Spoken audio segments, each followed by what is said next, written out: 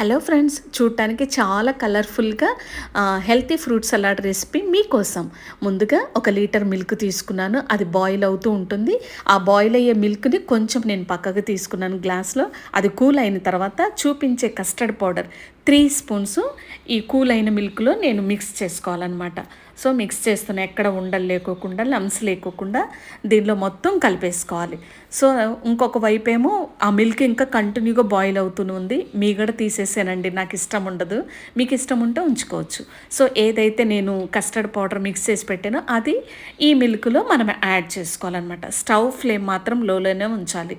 Add చేసుకున్న తర్వాత మెల్లగా తిప్పుకుంటూ ఉండాలి. సో మనం ఇక్కడ ఫింగర్ పెట్టి ఇట్లా లైన్ పెట్టినప్పుడు మనకు ఆ లైన్ కనిపించాలన్నమాట. ఆ లైన్ కనిపిస్తేనే అది మొత్తం కలిసిపోయినట్లు, దాని స్ట్రక్చర్ కూడా ఫైనల్గా ఉన్నట్టు. సో నాకు లైన్ అయితే కనిపించింది. దీన్ని కూల్ అవ్వటానికి మనం ఫ్రిడ్జ్లో పెట్టుకోవాలన్నమాట. నెక్స్ట్ మనం తీసుకున్న ఫ్రూట్స్ ఏంటంటే apple, black grapes, green grapes, pomegranate seeds, next సబ్జా గింజలు already half an hour before నేను నానబెట్టిన తర్వాత వాటర్ అంతా తీసేసి ఆ సబ్జా గింజలు కూడా దీనిలో వేసాను అనమాట.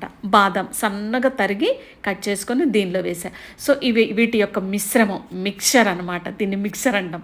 సో ఏదైతే కూల్ అయ్యిందో కస్టర్డ్ మిల్క్ మనం రెడీ చేసి పెట్టాం కదా ఫ్రిడ్జ్లో, కూల్ అయిన తర్వాత దీని స్ట్రక్చర్ ఇలా ఉంటుంది. దాన్ని మనం ఎంత కావాలో అంత ఫ్రూట్స్కి ఈక్వల్గా దీనిలో మిక్స్ చేసుకోవాలన్నమాట. ఫాస్ట్గా స్పూన్ పెట్టి తిప్పకూడదు. సో జెంటిల్గా స్లోగా ఒకే డైరెక్షన్లో తిప్పితేనే బాగుంటుంది. ఎందుకు ఫాస్ట్గా తిప్పకూడదు అన్నానంటే ఫ్రూట్స్లో ఉన్న ఆ వెట్, ఆ మాయిశ్చర్ అనేది మెల్ట్ అయిపోయి కొంచెం నీరుగా అయిపోతుంది. అందుకే ఫాస్ట్గా తిప్పొద్దు, మెల్లగా తిప్పుకోవాలి. సో దీనిపైన కొంచెం నేను బాదం కట్ చేసి మిగిల్చాను, పొమోగ్రానైట్ సీడ్స్ కూడా ఉంచాను. వీటి పెట్టి మనం గార్లిక్ చేసుకుంటే సూపర్ అన్నమాట.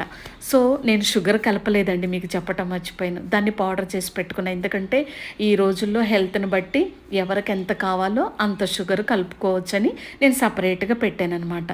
సో ఇదండి ఈరోజు రెసిపీ. మీకు కూడా నచ్చినట్లయితే లైక్ చేయండి, కామెంట్ చేయండి, సబ్స్క్రైబ్ చేయండి.